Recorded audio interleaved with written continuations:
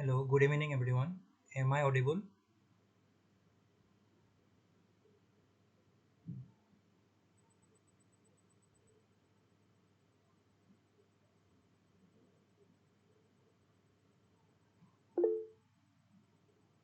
Okay, thank you.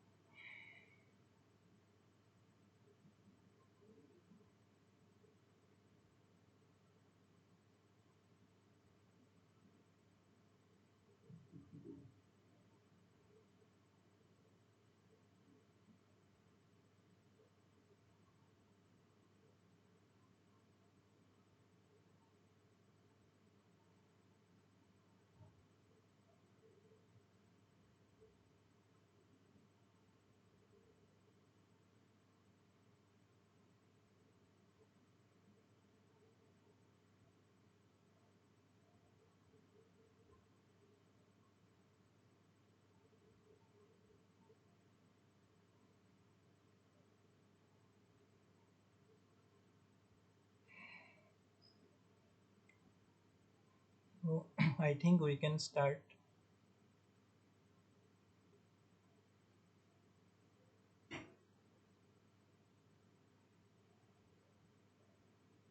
So, in this course, Biomechanics of Joints and Orthopedic Implants, there will be weekly tutorial on every Saturday at this time, 7 to 9 p.m. And you can join using the same Google Meet link. The link will be same throughout the session, throughout the course. And in these tutorials I will solve some problems from the from the contents of the course, and I will go through some of the important concepts from the course. So attending these sessions will be helpful for you in solving the weekly assignments, and this will also help you if you appear in the examination to get the certification for this course.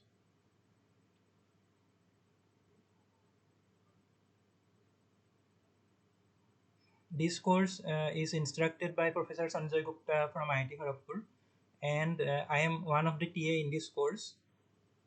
My name is Ranjan Bora, and I am a PhD student at Department of Mechanical Engineering at IIT Delhi.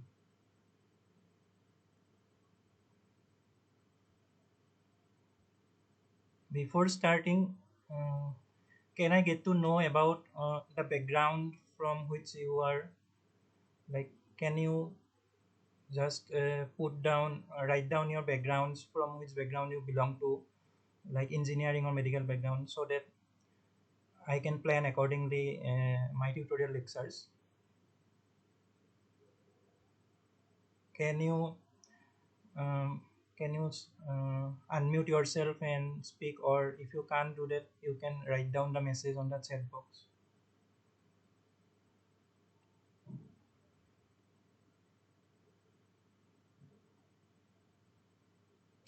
Okay, great. Arindam is from biomedical engineering.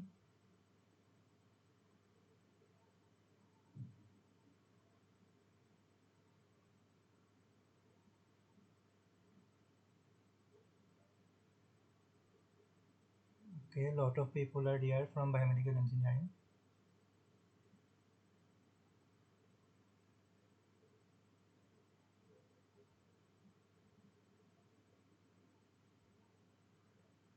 Okay, one is from EC background. Nice.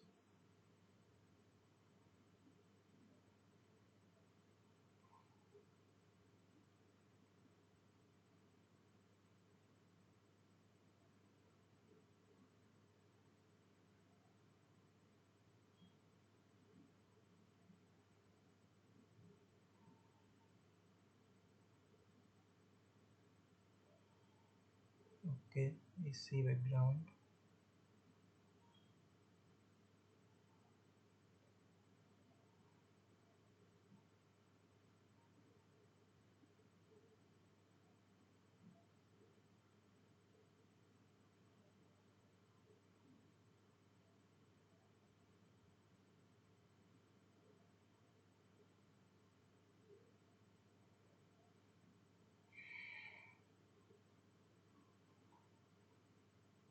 Okay, I think Bachelor of Physiotherapy. Okay.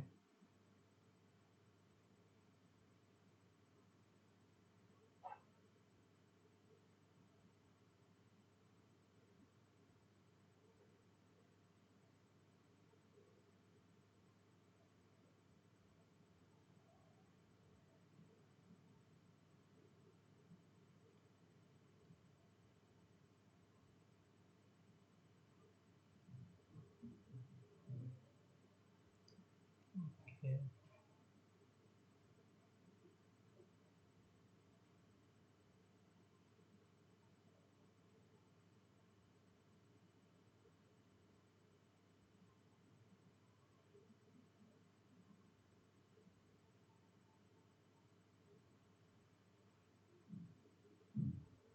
So in the NPTEL portal, the week one contents have been already uploaded. Have you all gone through the lectures of week one?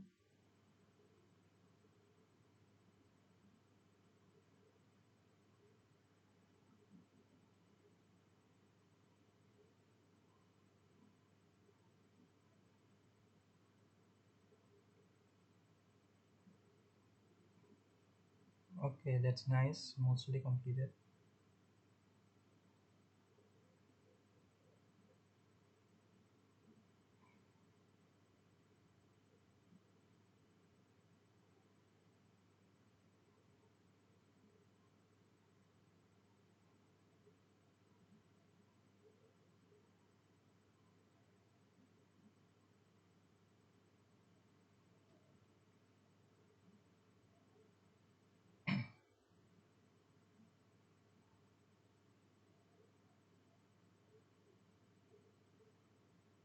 Okay, if you haven't gone through the lectures, kindly go through the lectures because you need to submit the assignment by I think next Wednesday.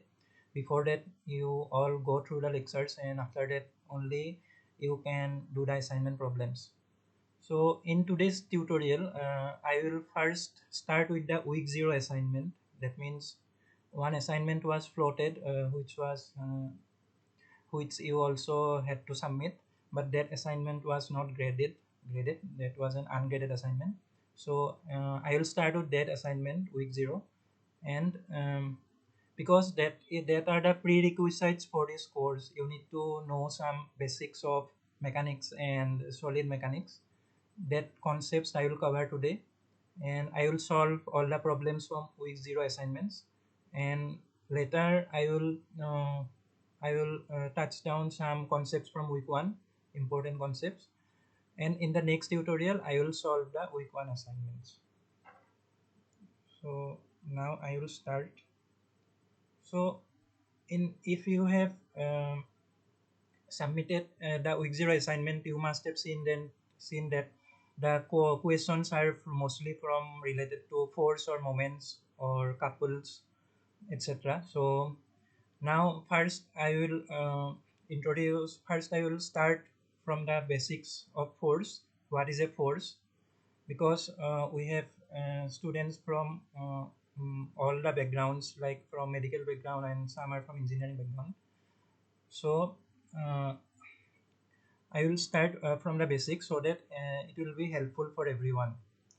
So, like all of you know, what is a force?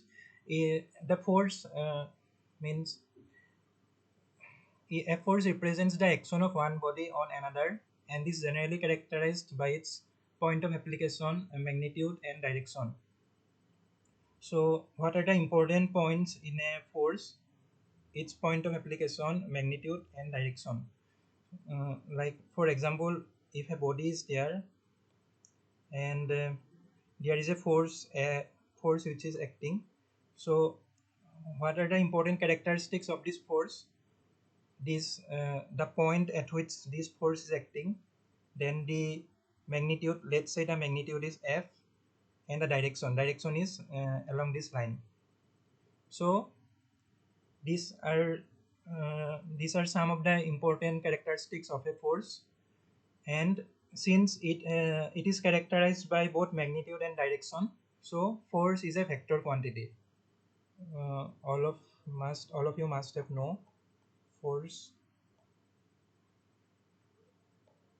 vector quantity.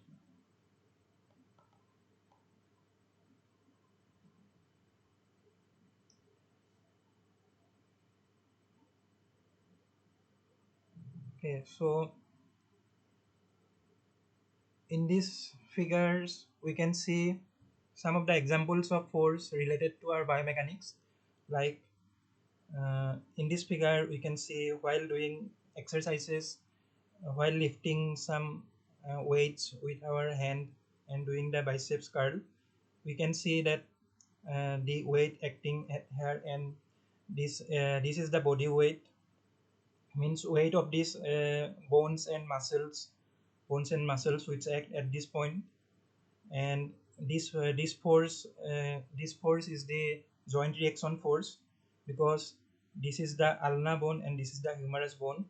They are These bones are meeting at this joint, so there must be some reaction force acted by one bone and the other bone, and there is this muscle force.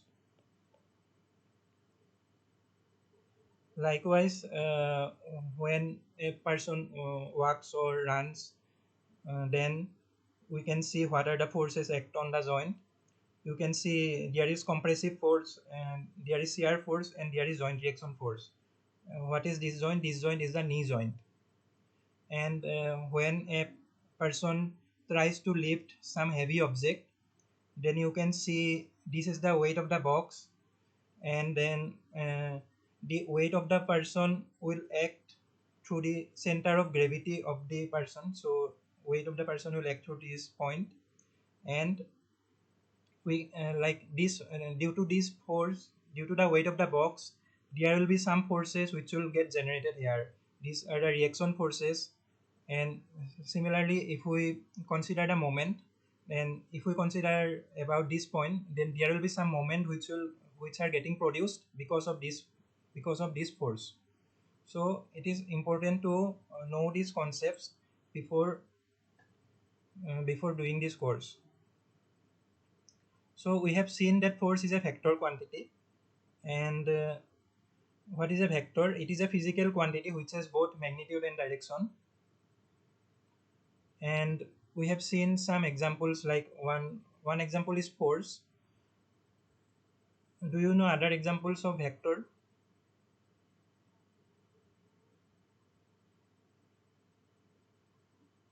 Any other examples of vector other than force?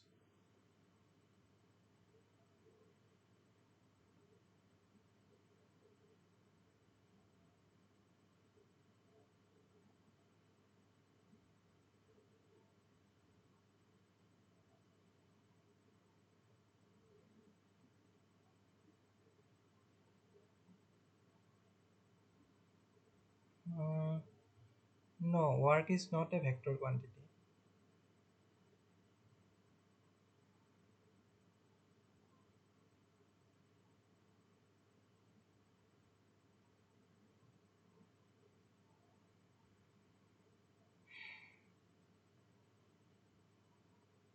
Yeah, velocity is a vector quantity.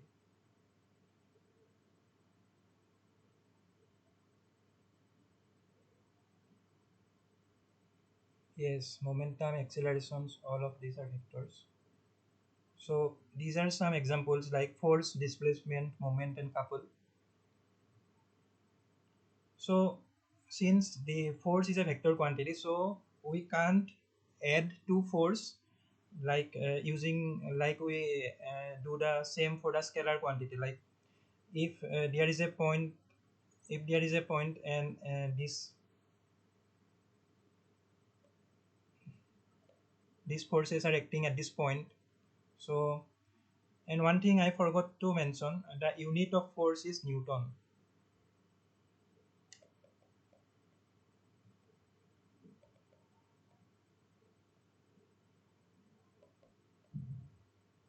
And it is represented by capital N.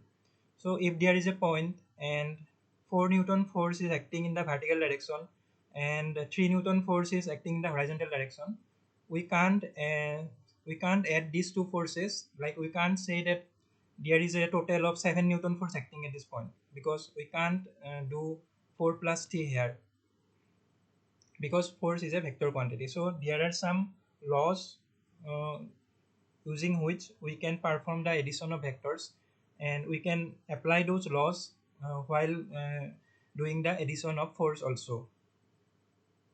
So we have one law which is known as parallelogram law. Like we have two forces P and Q acting at point A. So how we will add these two forces?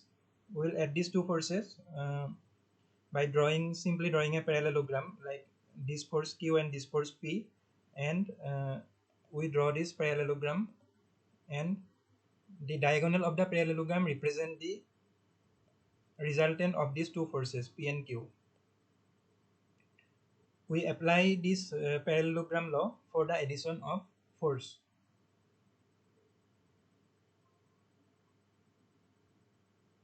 Yes, resultant force.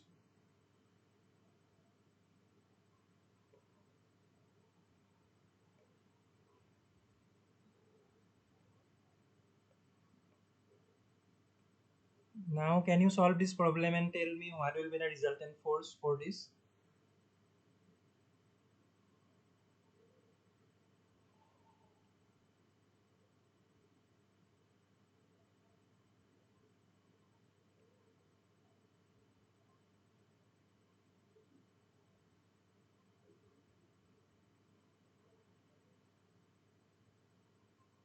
Yes, it will be 5 Newton.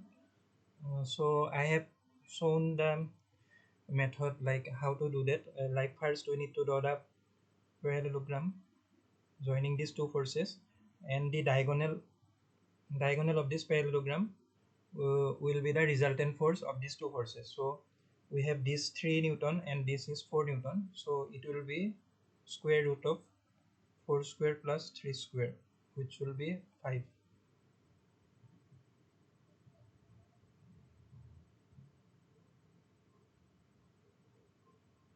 So and if there is a force, then we can decompose that force into two rectangular components.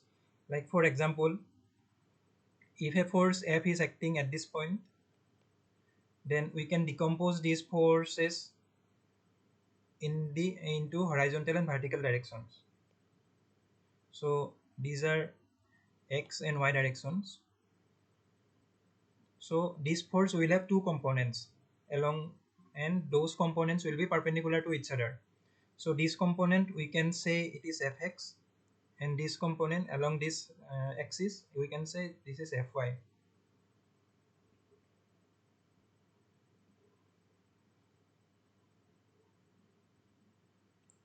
A force can be resolved into two components which are perpendicular to each other. Like in this figure, the f is decomposed into fx and fy. And here one concepts come which is known as unit vectors. So what is a unit vector? Unit vector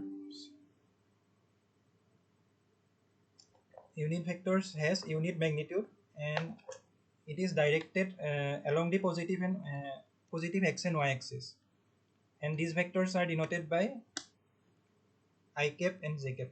In some book you can find one cap above this I and j, and in some book you can find the bold I and j.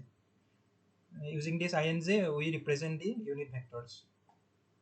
Yes, Prithviraj, you are right. IJK, we use the IJK notations to represent the unit vector. So we can see here it has the magnitude of 1, and it has the directions along the x and y axis. So now we can write this force F like fx into I cap and fy into j cap, because force is a vector quantity, and a vector, to represent a vector there should be both magnitude and direction. So fx give us magnitude and I give us the direction. So fx component is fx into I cap, and fy component is fy into j cap. So we can write this force F as fxi plus fyj. And what are fx and fy? Fx and Fy we can find out from this triangle. Fx is f cos theta, and Fy is this one. Fy is f sin theta.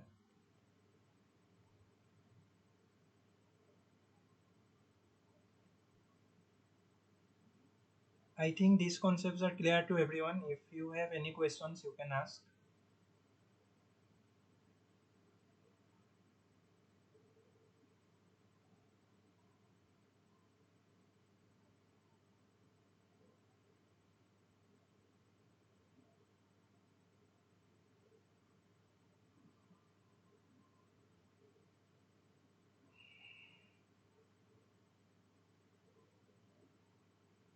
So if you have understood the concepts which I have explained, then you can solve this problem. Try to solve this problem.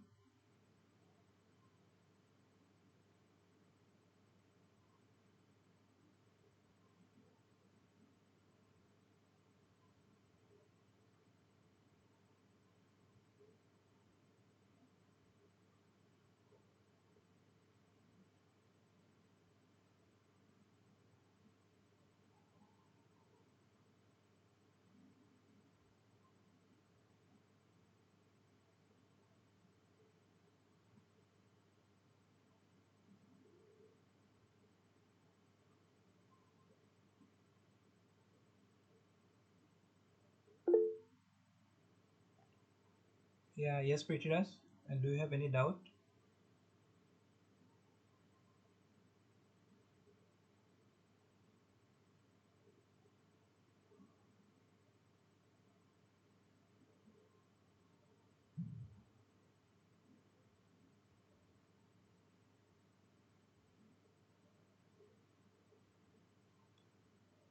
Okay, I will tell you.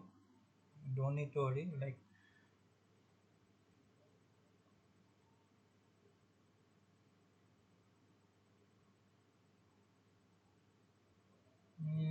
60 divided by root 2. No, it is not the answer.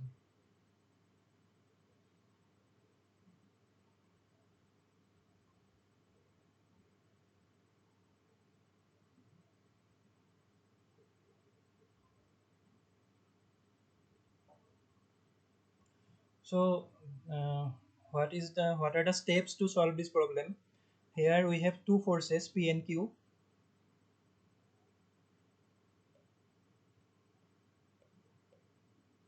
P and Q, and we will assume this as x direction and this as y direction. So the P force is acting at an angle of 20 degree. This is 20 degree, and Q force, it is given 25. We will take the angle from the x-axis. Angle from the x-axis will be 20 plus 25, which will be 45. So we'll first find out the horizontal and vertical components of these forces. Like the horizontal component of P force, Fx, sorry, I will write as Px equal to, Px will be how much? Px will be P cos 20, and P is given 40 cos 20, and its vertical component will be Py will be P sin 20,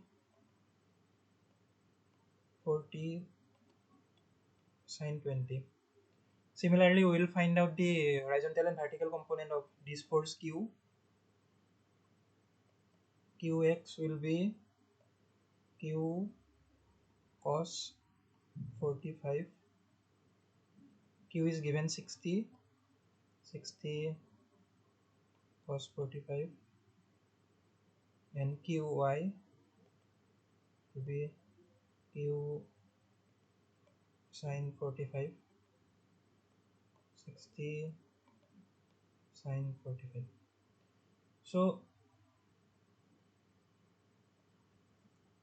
okay. So now we got the magnitudes of these forces P and Q. Now what we will do, we'll add, we'll do the summation along the x-axis.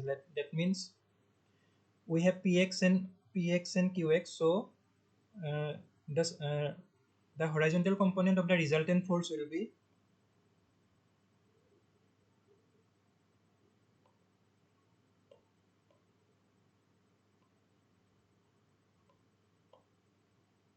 fx fx equal to px plus qx. That will be 40 cos 20 plus 60 cos 45,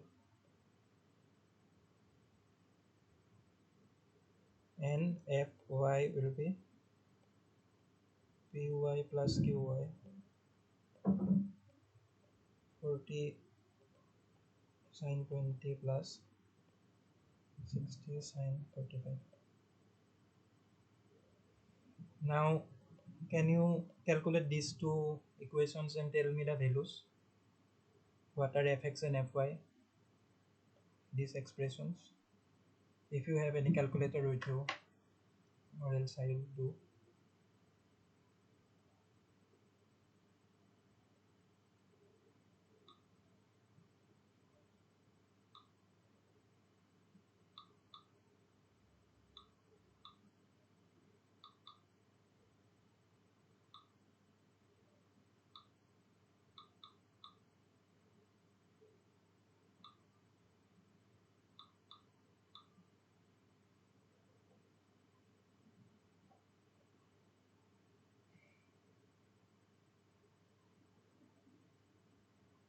Has anyone find out? These will be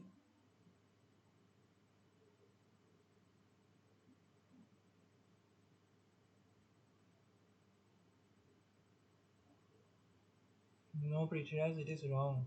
It should be 80.01.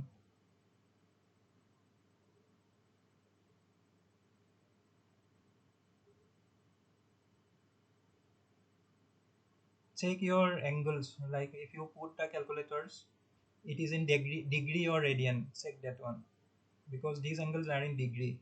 In calculators, we have two mode, degree and radian.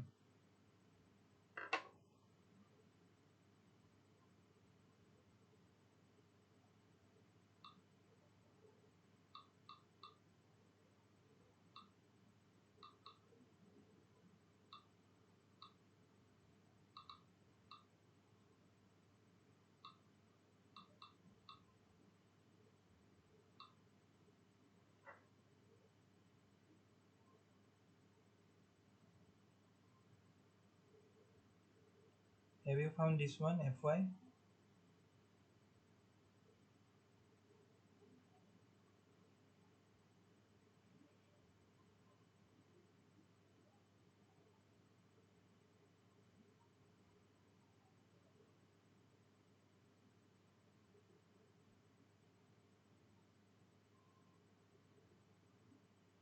Fy is 56.11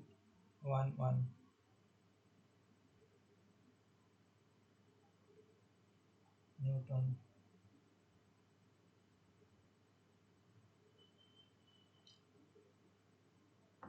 So you have found out the two components, Fx and Fy.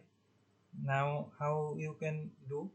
You can do like one problem we have solved, like 3 Newton and 4 Newton acting perpendicularly. This problem is resolved in like that. We have Fx and Fy. So now you will find out the resultant.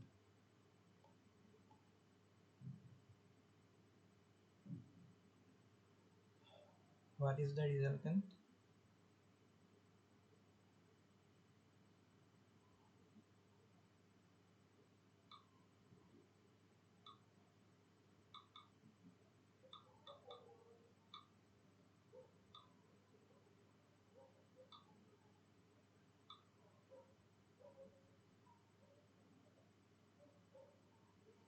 Has anyone find out this R?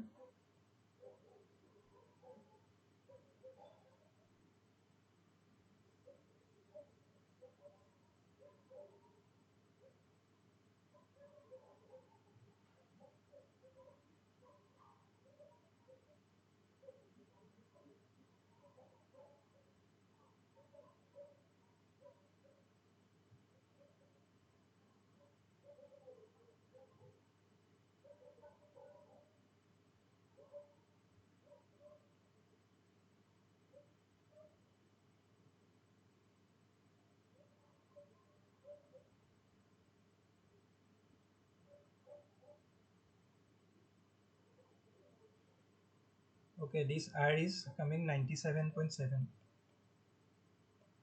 Newton.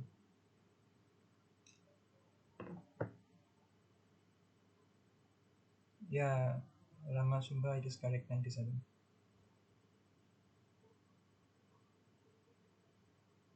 So we have seen the force. Now we will see what is the moment of a force. Like in this figure, you can see there is a force F which is acting at point A at this point, and we want to find out the moment of this force F with respect to this point O. Yeah, Prithviraj, it is 97.72. You are correct.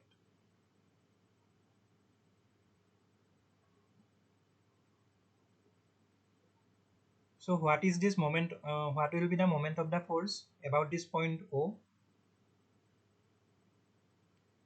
Again, since force is a vector quantity, so what is the definition of moment?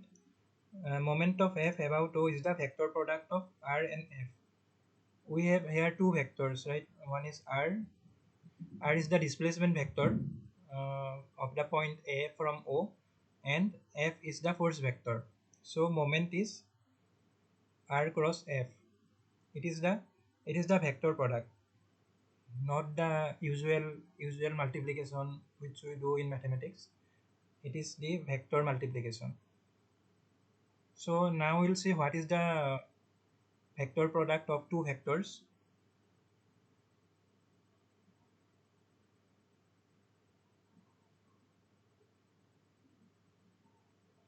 So if there are two forces P and Q, two vectors P and Q aligned along these directions as shown in this figure, and they are separated by an angle theta, then what will be the vector product of these two vectors? The vector product will be given by P cross Q, and this is also a vector quantity, and the direction of the vector will be perpendicular to the plane which contains these two vectors.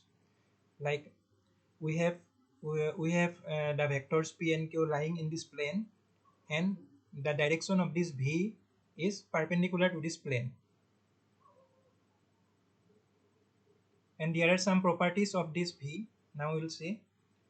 The line of action of V is perpendicular to the plane containing P and Q, and the magnitude is given by PQ sine theta, magnitude of this V vector V, and the direction of V is obtained from the right hand rule. So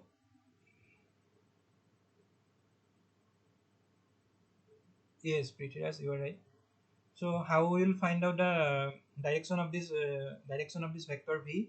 We place our fingers along this line P, and then we curl our fingers towards the vector Q.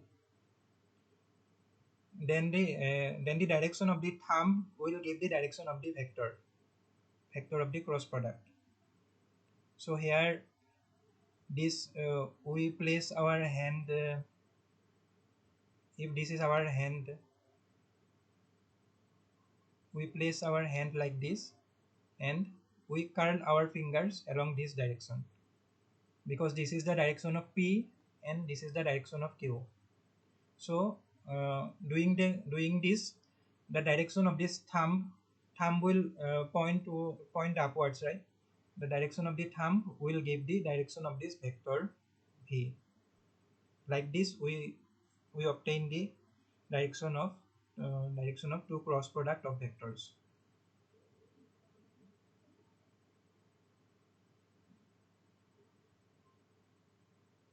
So we have seen the moment of a force F about point O is defined by this R cross F.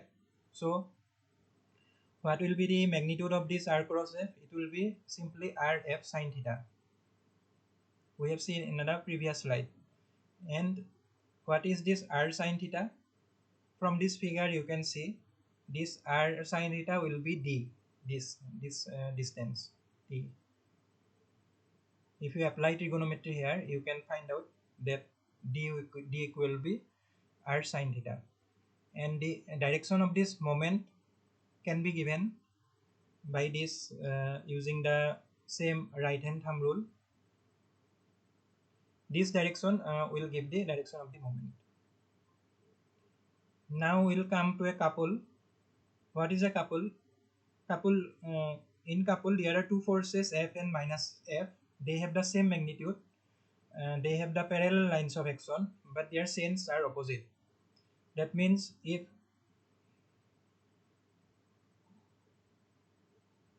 is precious, you are right. The arc formula sin theta equal to d by r. So if one force is in this direction, then the direction of the other force will be opposite to this force. These two forces they will form a couple. Now how to find out the moment of a couple? Again we'll apply the same law. That means how we'll find out the moment of a force? We find out by cross product. We do the cross product of displacement vector and the force vector. So here we can see at the point A force F is acting, and at point B force minus F is acting. And what are the position vectors of A and B? The position vectors of A is RA and position vector of B is RB. So the moment of this force will be RA cross F, and moment of this minus F will be RB cross minus F, and we do the summation. So how we'll get the moment about O? We'll do RA cross F plus RB cross minus F, and this RA minus RB can be written as R. This is R. So we can substitute this RA minus RB as R. So we can write the moment about point O as R cross F, because we have written this RA minus RB as R. So it will, from this equation we will get as R cross F, and using this this is all we have already seen. The magnitude of this moment will be RF sin theta, and this R sin theta we can write as F D. We can write as D. So moment will be F into D.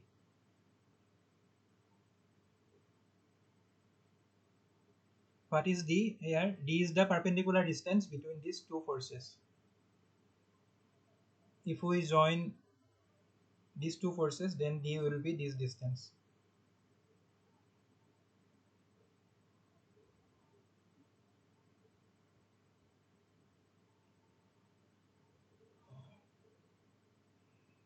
Do you have any questions?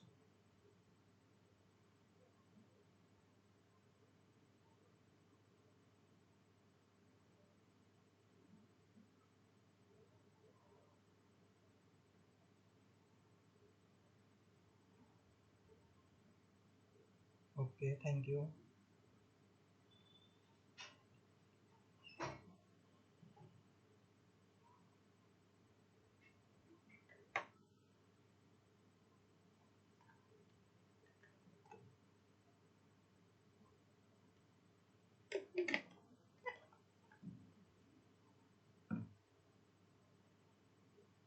So next comes the equilibrium of rigid bodies. So when a body will be in equilibrium, the body will be in equilibrium when the resultant of the forces and resultant of the moments becomes zero. That means there should be no force acting on the body which creates any kinds of movement, or there should be no moment acting on the body which create any kind of rotation. If these conditions are met, then we can say that the body is in equilibrium. So the necessary and sufficient conditions for the equilibrium of a rigid body are summation F equal to 0 and summation M equal to 0. And these two conditions we can extend in any dimensions. Like if we have a two-dimensional body, we have dimensions along x and y. So in that case we will have summation F x equal to 0 summation f y equal to 0. Similarly, we can write summation of moment about the x-axis is 0. Summation of moment about the y-axis is 0. So for two-dimensional body, we need to check all these conditions. Then only we can say there the body is in equilibrium. Next comes the Lami's theorem. So Lami's theorem says that when there are three forces acting at a point and they are in equilibrium, then each force is proportional to the sine of the angle between the other two forces. In this figure, we have three forces which are acting at these points, and I will write the angles. This angle is alpha, this angle is beta,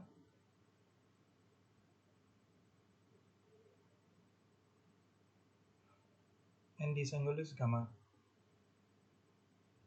So what does Lami's theorem say? It says that when there are three forces acting at a point and they are in equilibrium, then each force is proportional to the sine of the angle between the other two forces. That means this A will be proportional to sine alpha, sine of this angle. Force B will be proportional to sine of this angle, which will be beta, and force C will be proportional to sine of this angle, which will be gamma. So this is the expression for Lami's theorem. A by sine alpha equal to B by sine beta equal to C by sine gamma.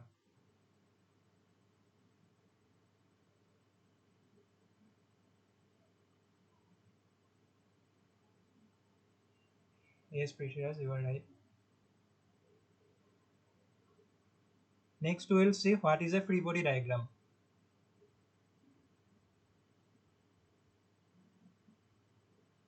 So in free body diagram, what we do, we isolate the body of our interest and represent all the forces acting on it. That means if a block is resting on ground, then we want to draw the free body diagram of this block. How we will draw the free body diagram? We will isolate this block, and what are the forces acting on this body at this point?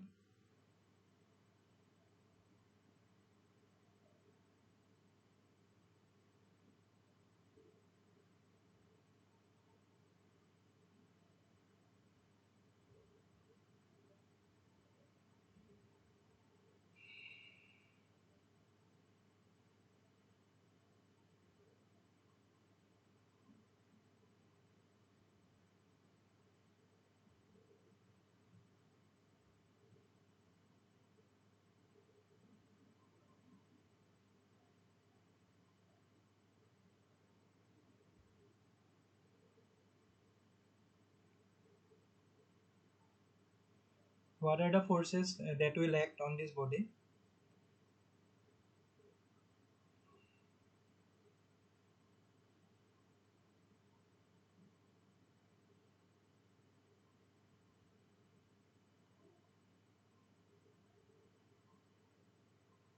Yeah, we want to draw the forces that will act on this body because of the ground also. So if we will, yeah, weight ground reaction, yes, you are correct, Rindam. There will be weight of the body, and there will be ground reaction force which will act. And there will be only this y component only, because there are no forces acting in the horizontal direction, so there will be no x component.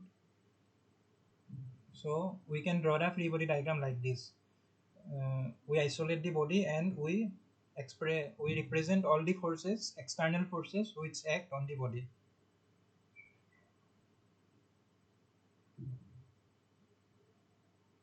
Okay, now can you try to draw a free body diagram for this figure?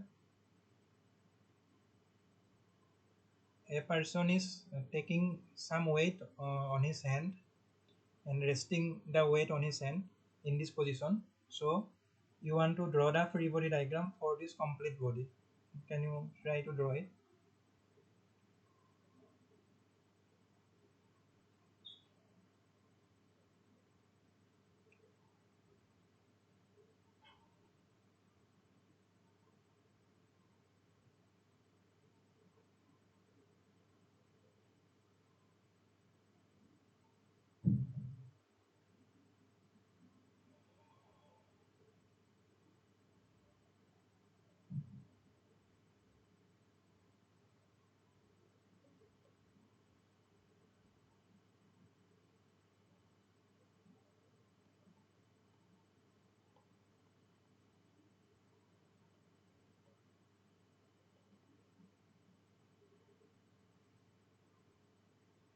No, Prithviraj, we don't need to separate the 80 Newton weight.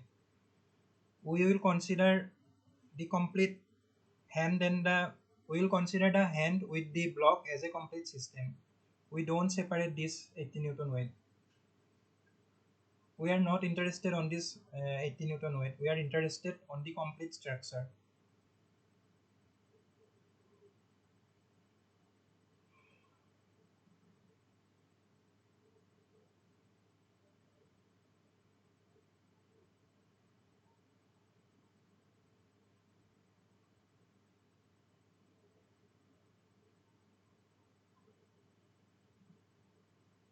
Yes, yes, you are right, Arindam. There will be muscle forces, then joint reaction forces, then weight of hand and block load.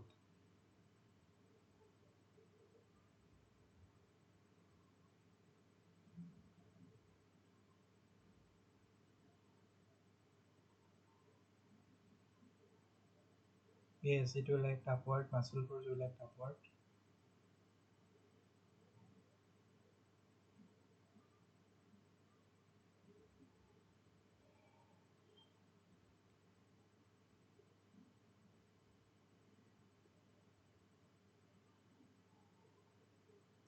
Yes, you are right.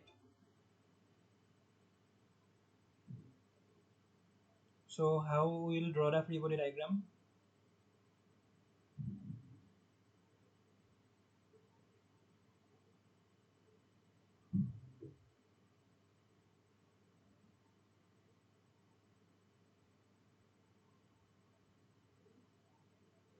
So 80 Newton force will act downward. This is 80 Newton. And the weight of hand will act through the center of gravity of the hand. This will act through this point, CG. And there will be muscle forces which will act along the muscles. This will be FM. And we have joint reaction forces that will act at this joint.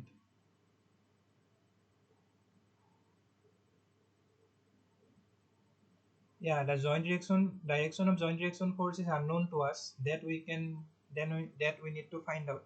So we can assume the joint reaction forces either in vertical or either in upward or downward direction. Like we can assume in these directions also or in this direction also. So that we need to determine using the equilibrium conditions. That I will this problem I will solve later in this today itself. So in that solution we will see how to determine the direction of this joint reaction force. So we can assume either in vertical direction or in the either in upward direction or in the downward direction.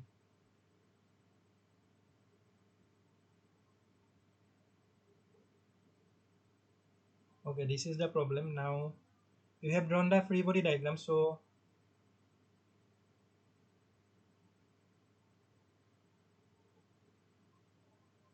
now can you all try to solve this problem?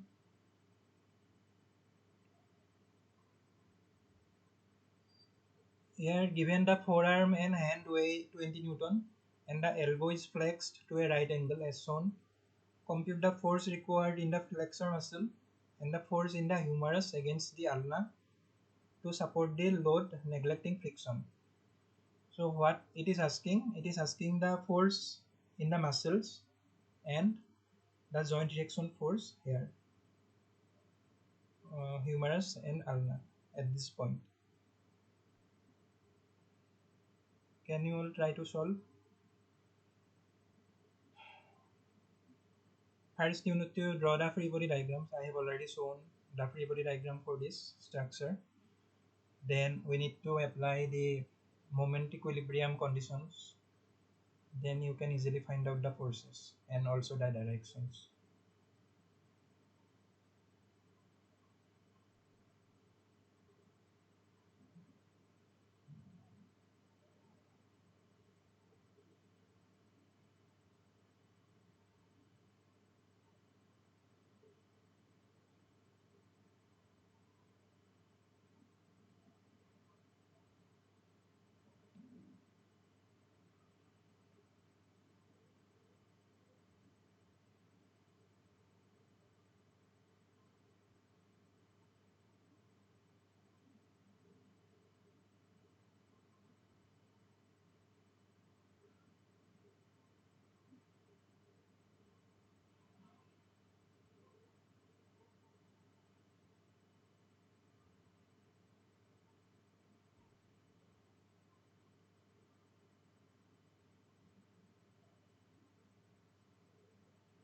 One 20 Newton which force?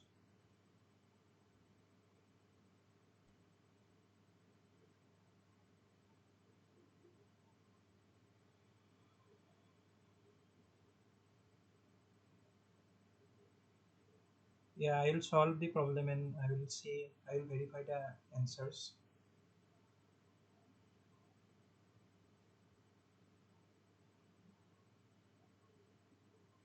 Yeah, I will solve, then I will see. Now I don't have the answers,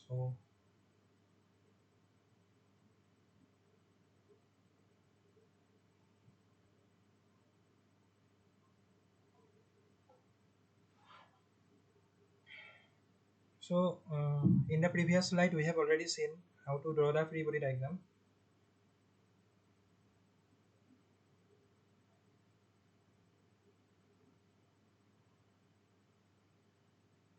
So here 80 Newton is acting,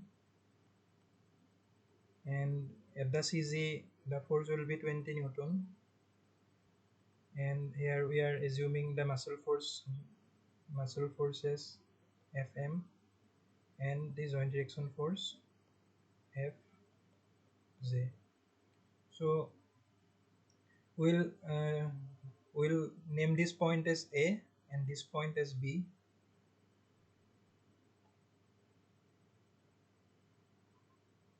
Now first we will find out this Fm.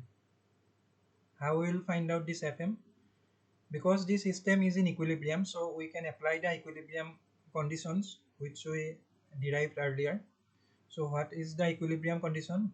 Equilibrium condition will be summation m about point A is 0. About this point A, the moment will be 0, then only this system will be in equilibrium. So if we solve this, we have Fm acting at a distance of 40, and we are taking as counterclockwise moment as positive. So this moment is positive, then other remaining moments will be negative because these are acting in clockwise direction. Minus 20 dot, this distance is 105, and this 80 Newton distance is 370.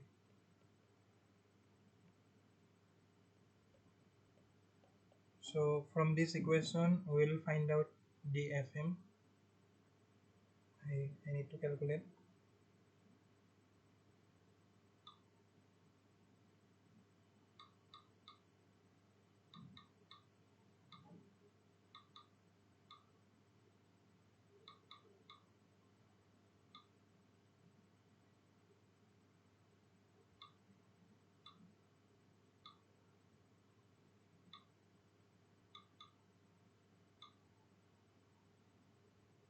It is 792.5.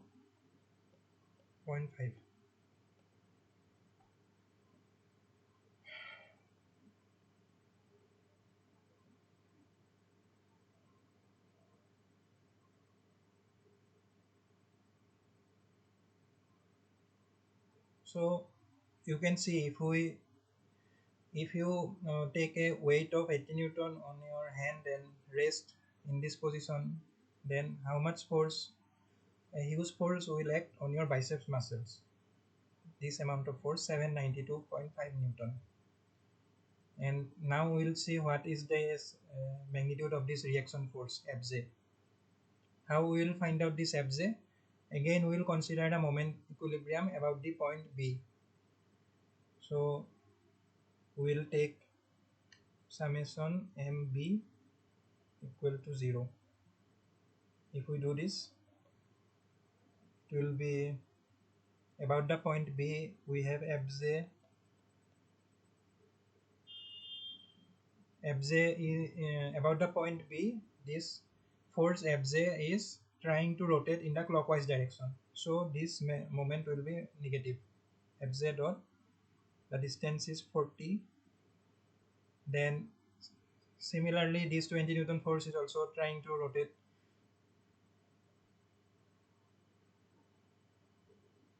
Yeah, I have considered the hand weight 20 Newton here. This 20 Newton is acting through this point CZ.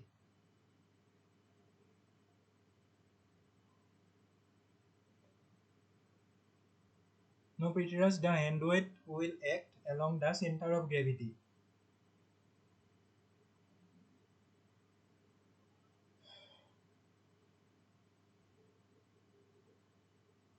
So this moment is minus Fz dot 40. Then moment due to this 20 Newton will be minus 20 dot 105.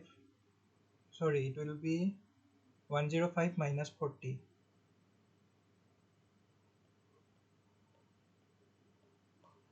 because we are considering this point B, and the distance from this point B to the CZ will be 105 minus, we have to subtract this distance 40 mm. 105 minus 40, and this moment due to 80 Newton force will be minus 80 dot 370 minus 40 equal to 0. So can we not get Fr if we consider y direction forces? Yeah, we can also do that. There are two methods. Yes, you are right. Using both the methods, we can find Fr. So how much will be Fj? Fj will be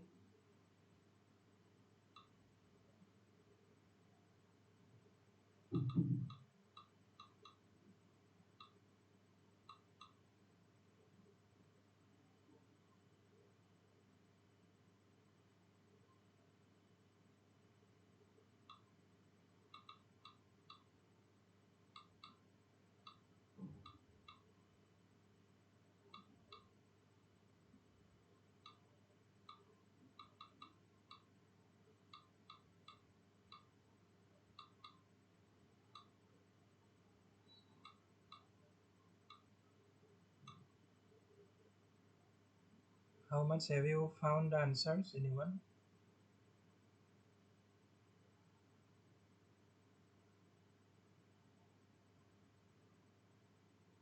No, it is not 280.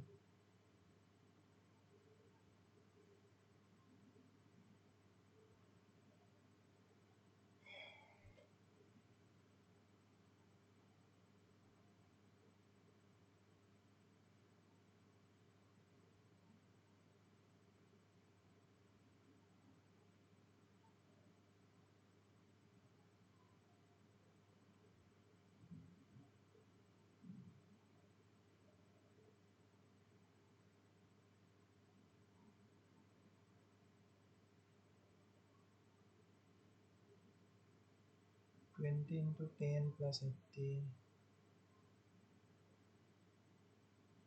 How have you got this 20 into 10?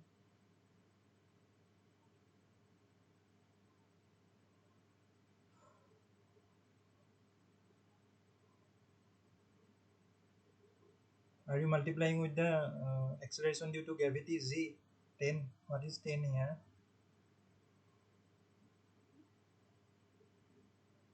Yeah, you didn't consider diaphragm. No. You don't need to multiply with G. See, this weight is given already given as 20 Newton. What is the unit of this weight? Weight is Newton, right? And when do we multiply by when we apply this formula F equal to ma? Here the unit of m is kg, mass. This is the unit of mass. This is kg and this is accelerations. Then only we multiply with a center of gravity g. Yes. So fj is minus 692.5.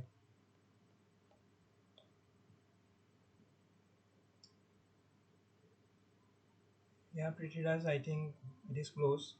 So we can take this that value also. So we have seen that fj direction of fj is in the downward direction. So previously we assumed the direction is in the upward direction, but actually the fj is acting in the downward direction. Next we will see friction. So what is friction? uh, like when two surfaces are in contact, then there is some tendency of movement between the two surfaces. Then there is a tangential force which gets appear, and that force is known as friction force. So if a block is like in this figure, yeah, a block is simply resting on the surface, there is no frictional force here. But if someone applies some force and gives to tries to push this block, so there will be this frictional force generated. So this F is known as frictional force. This F frictional force only appears when there is relative movement between the two surfaces. When there is no relative movement between the two surfaces, there are no frictional force. Only when there is a tendency to uh, move the body with respect to the other body, then only the frictional force gets appear. So this plot we can see like when like this force, this is the applied force P. If we plot the applied force in this direction, and if we start increasing the force P, then what will happen? There will be this F is frictional force. So we start to increase the force P from 0, then the frictional force will also increase. When there was no force P, when there was P equal to 0, the frictional force was 0. So when we increase this force P and tries to push the body, the frictional force will also get increased, and it will reach a maximum limit. This point will say this magnitude of this maximum force. And what will happen after this point?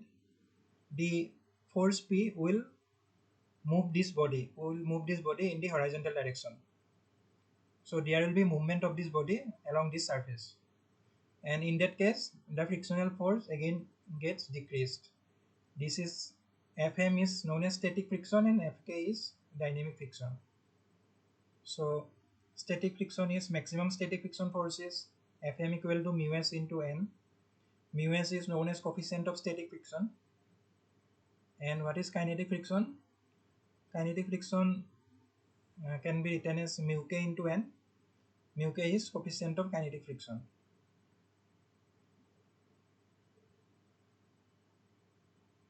So now I will come to the quiz 0 questions. Sorry, assignment 0 questions for the week 0. Now you will find that you can easily solve these questions. So now can you answer this? What does the moment of the force measure? What will be the option A, B or C or D?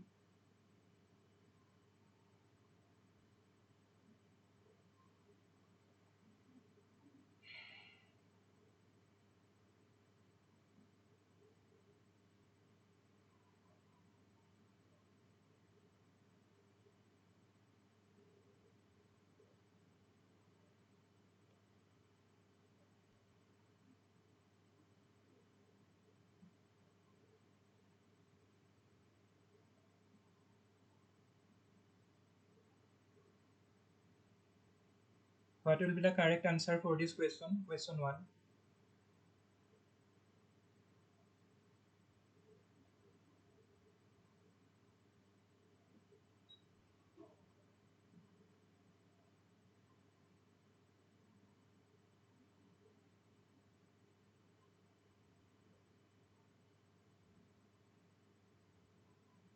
Yeah, it will be A. We have already seen the moment of a force represent the tendency of rotation of the body along any axis. And now coming to the second question, the moment of the force is the product of the force and the perpendicular distance to the line of action of the force. Is it true or false? Yeah, it is true. That also you have already seen. Now the moment axis, force and the perpendicular distance.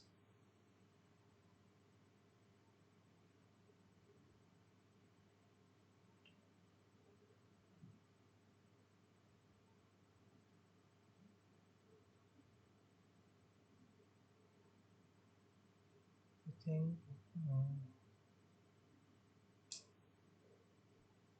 it is lagging in my system.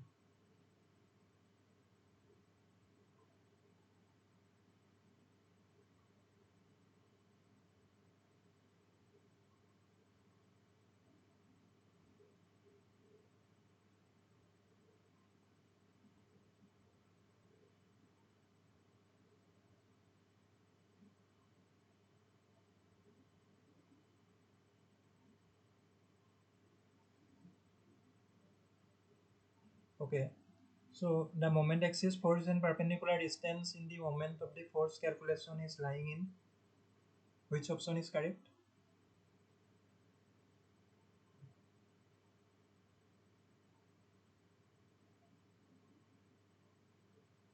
Yeah, it is A.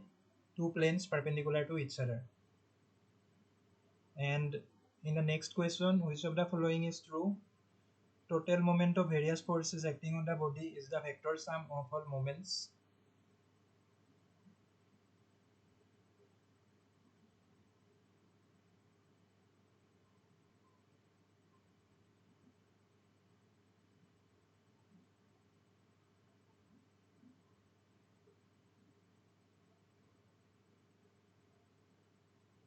No, no, no. Read the options carefully.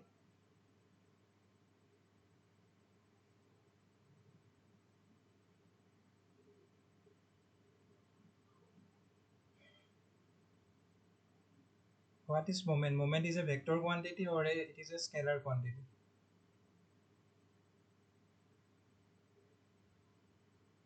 Yeah, it is a vector quantity. So which option will be correct?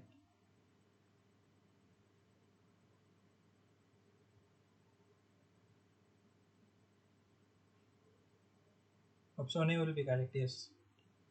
Because when we do the addition of vectors, we do the like that we use the addition law of vector which we have seen in today's class.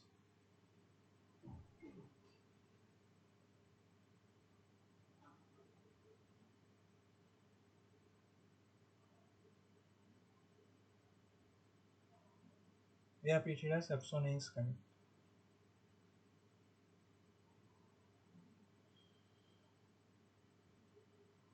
Yeah.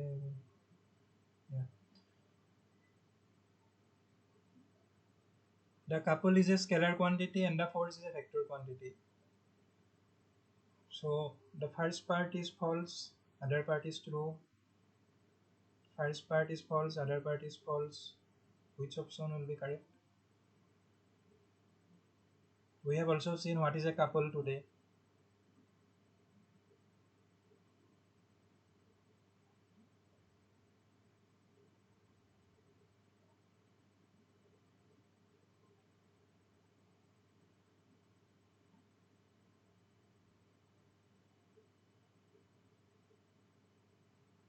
Yeah, couple is also a vector quantity. So this part is false.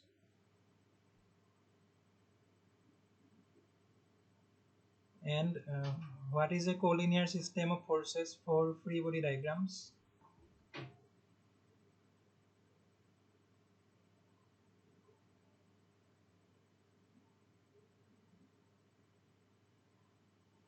What does it mean by collinear system?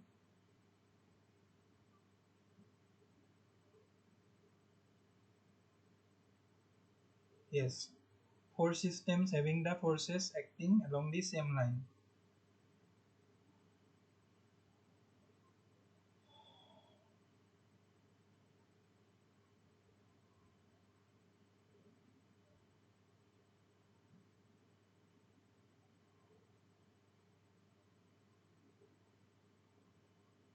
Now coming to this question, principle of transmissibility for free body diagrams.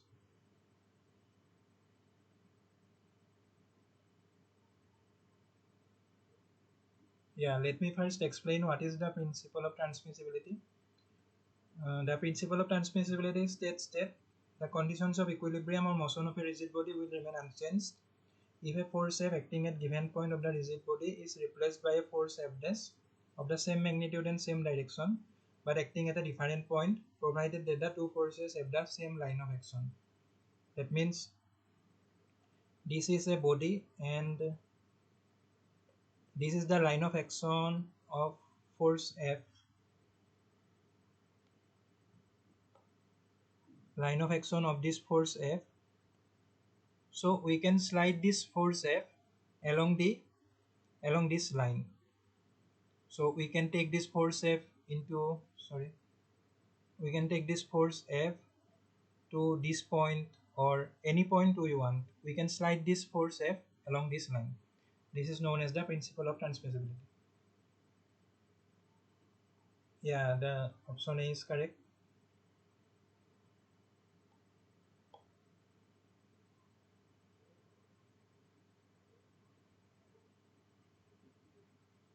Now, for stability of equilibrium condition configuration, the net force acting on the body is 0. It is a true statement, we have already seen. And same question, the net moment acting on the body by various force is 0. It is also a true statement.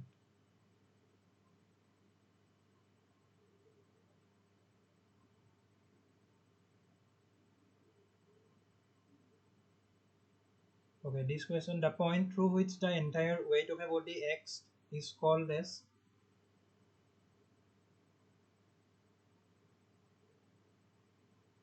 yeah, it is center of gravity.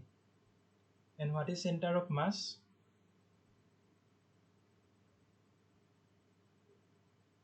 I have given the definitions here. Like the center of gravity can be taken as the point through which the force of gravity acts on an object or system. And what is center of mass? The center of mass is defined as the point at which the whole of the mass of the body or all the masses of a system of a particle appear to be concentrated.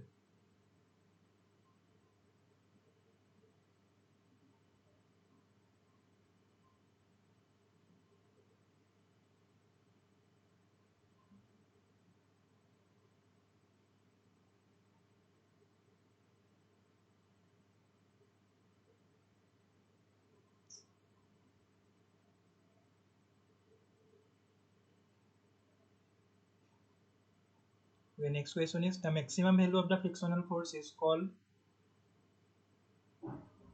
yeah, it is the limiting static friction which we have seen today. And if a body, next question, if a body in equilibrium condition is acted by three forces, then the line of action of these forces should be,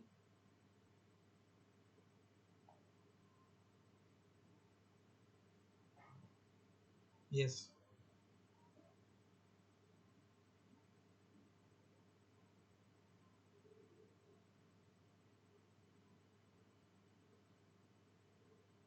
yeah, either concurrent or parallel.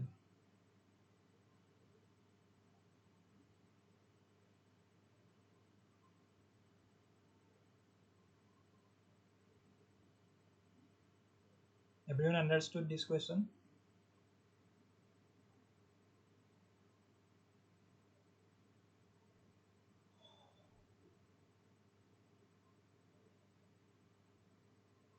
Okay, next question is cantilever beam has one fixed end and other.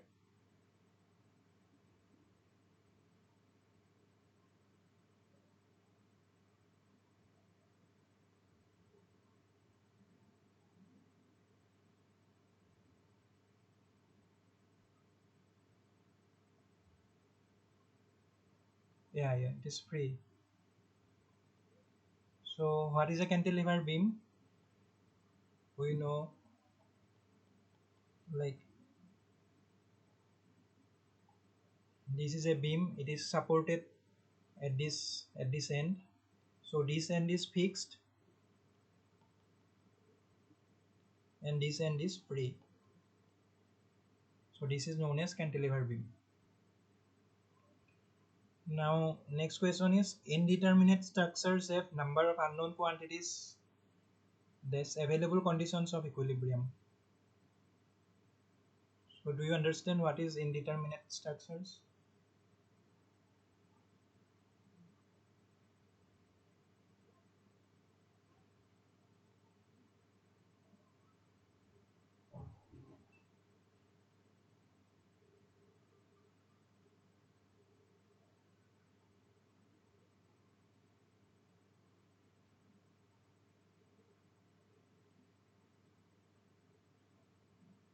Okay, yeah, I will explain.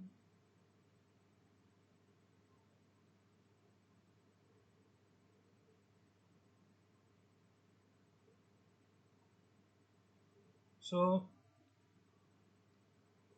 if we have a structure in which we have the same number of unknowns with the same number of equilibrium conditions, in that structure we can we can determine the unknowns by solving the equilibrium equations. Like for example, we have three unknowns fx, uh, sorry,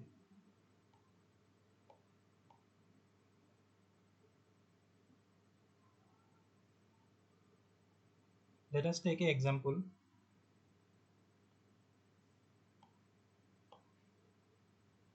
Let us take this bar and it is supported at these points,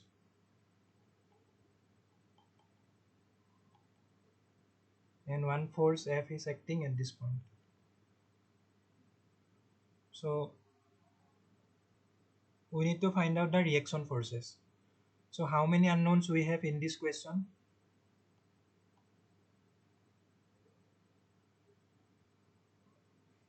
In this question, how many unknowns we need to find out?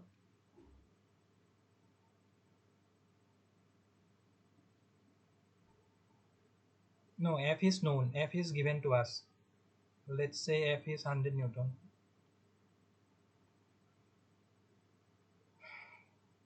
Yeah, then we have the two unknowns, reactions at point A and reactions at point B. So we can to to solve the two unknowns, we need to have two equations. Like in mathematics, we have seen the number of unknowns we have, the number of equations we need to solve those unknowns. So in this problem, we can solve this problem like assuming summation fy equal to 0, then taking moment about point A or moment about point B equal to 0. So if we use these two equations, we will be able to solve this problem and we will get to know the reaction forces at A and B. So this is the example of a determinate structure.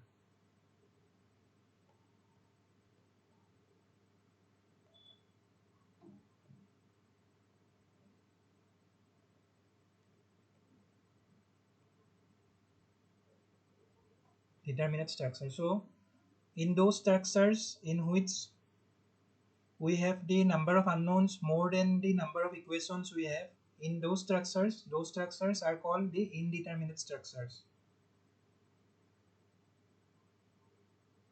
Is it understood now?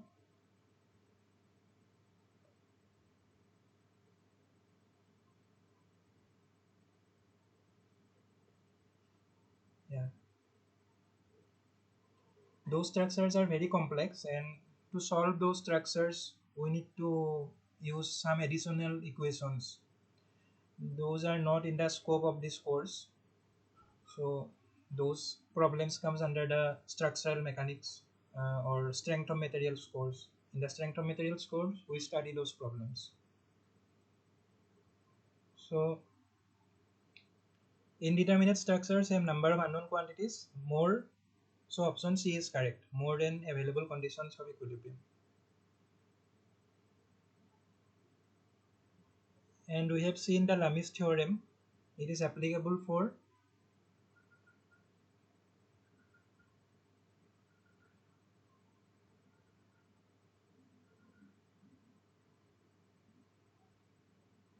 yeah, A. Option A is correct. Concurrent and coplanar. It is not collinear. The forces should pass through a single point. Then only we can apply the Lami's theorem.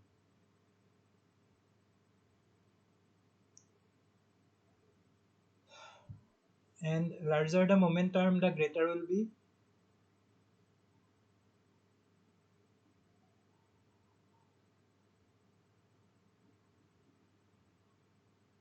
Yes, option D, moment.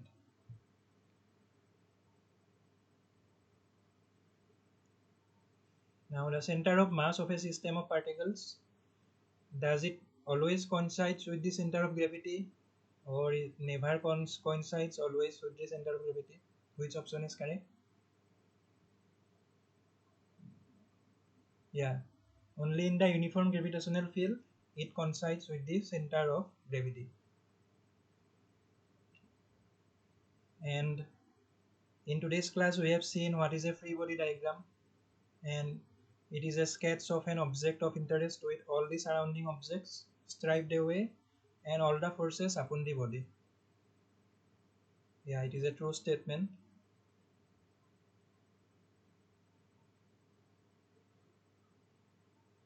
Now, static friction is recognized as a self-adjusting force because it wants the objects to remain at rest. It is true or false? Yeah, it is true.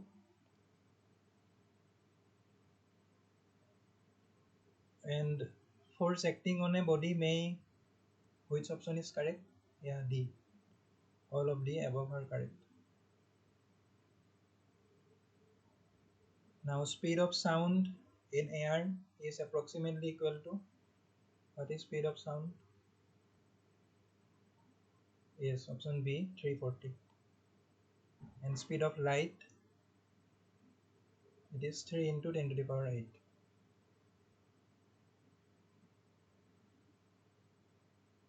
Yeah. So that was all from the week 0 assignment. Now I will briefly explain some concepts from week 1. These concepts will be helpful in solving in your week 1 assignment. So in the week 1, it is explained like what is a musculoskeletal system and what are, yeah, you will get the today's class slides as PDF. It will be uploaded on the you will get the link on the NPTEL portal, and this video also you will get. This video you will get in the YouTube channel.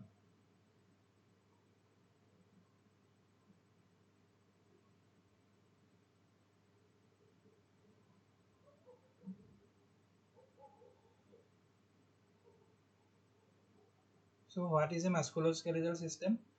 Musculoskeletal system consists of muscles, bones, joints, tendons, ligaments.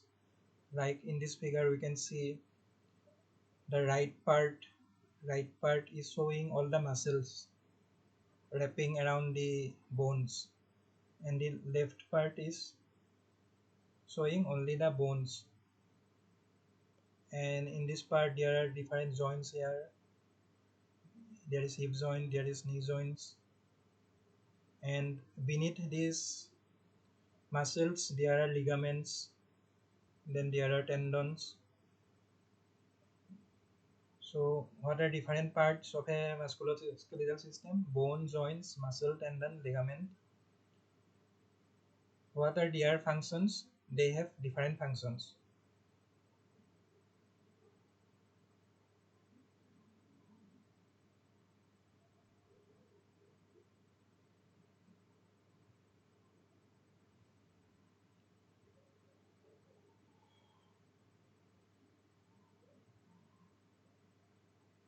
And to study the musculoskeletal systems, we need to model these elements as a mechanical element.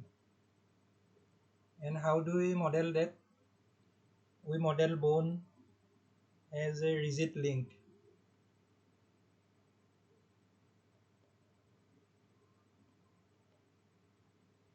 and we model joint as normal joints, standard joints, and we model muscle and tendon as actuators, and ligament as springs or controllers.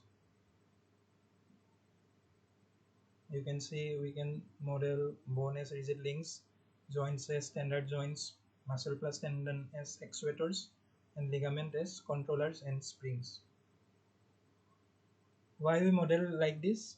Because modeling this will help us in solving the problems.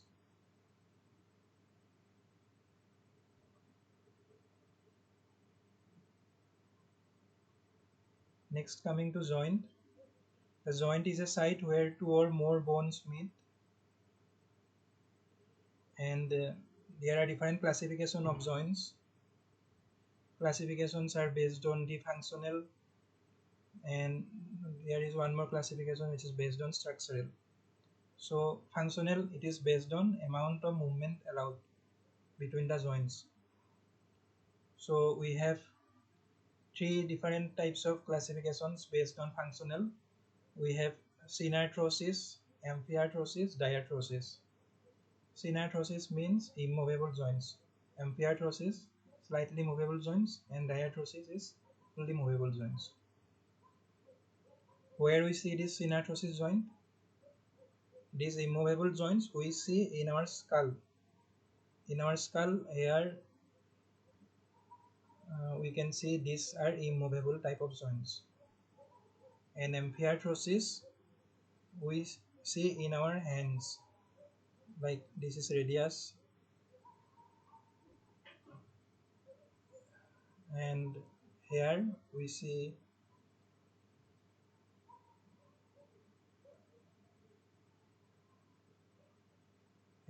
this slightly movable type of joint. And diarthrosis means synovial joints which are fully movable joints. This is the hip joint. Here we see the synovial joints. Next classification is based on the structural, that is based on material that binds the bone. So first one is the fibrous joint, here where the bone ends united by collagenous fibers. Again, it has three types: sutures, syndesmosis, and gomphosis. Second one is the cartilaginous joints. Bones are united by cartilage. We have the synchondrosis and symphysis. And third type is the synovial joint, where the bones are united within a fibrous joint capsule.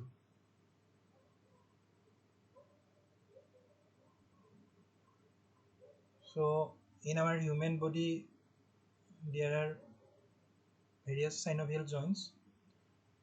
Like in this figure, you can see how we can model these joints using the mechanical element. Like this is the hip joint, and we can model this hip joint as a ball and socket joint. This is a mechanical component. So hip joint is modeled as ball and socket joint. Similarly, this joint between the radius and carpal bones of wrist is modeled as condyloid joint. These joints are modeled based on the movement of their bones. Like if we consider this as the femur bone, then this femur bone is placed in this acetabulum cavity, and with respect to the acetabulum cavity, these femur bones can have these movements as shown in these figures with these arrows. So these movements are similar to ball and socket configuration as seen in the mechanical component. So that's why we model this joint as a ball and socket joint. And similarly, based on their movements, we can classify these joints into various types. Like this joint between the tarsal bones, we can model as plain joint, because this joint, the movements allowed are in these directions as shown in these figures. And similarly, between the trapezium carpal bone and first metacarpal bone, here it has, we can model a saddle joint. Sorry, this one is here.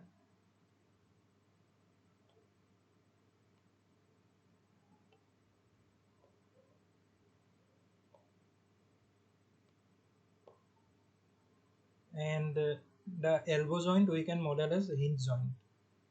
In the hinge joint, there is only one movement as shown in this with this arrow.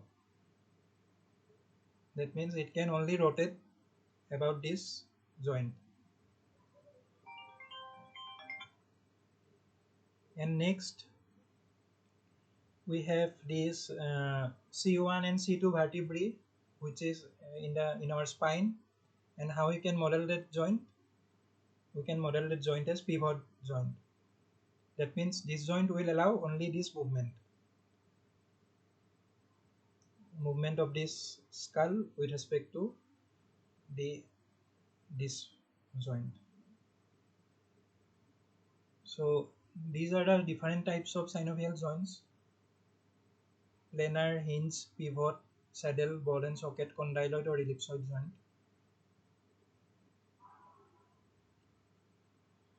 So that was all for today. Do you have any questions? You can ask.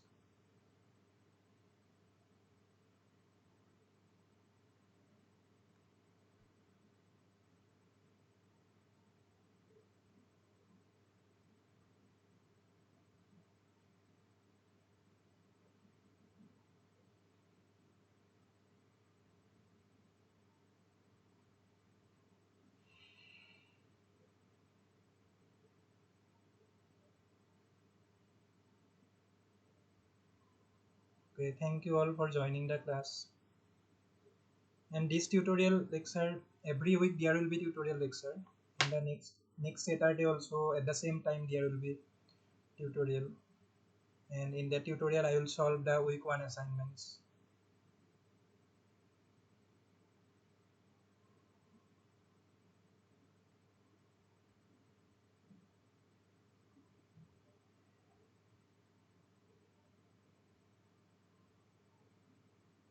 If you don't have any question, you can leave the meeting.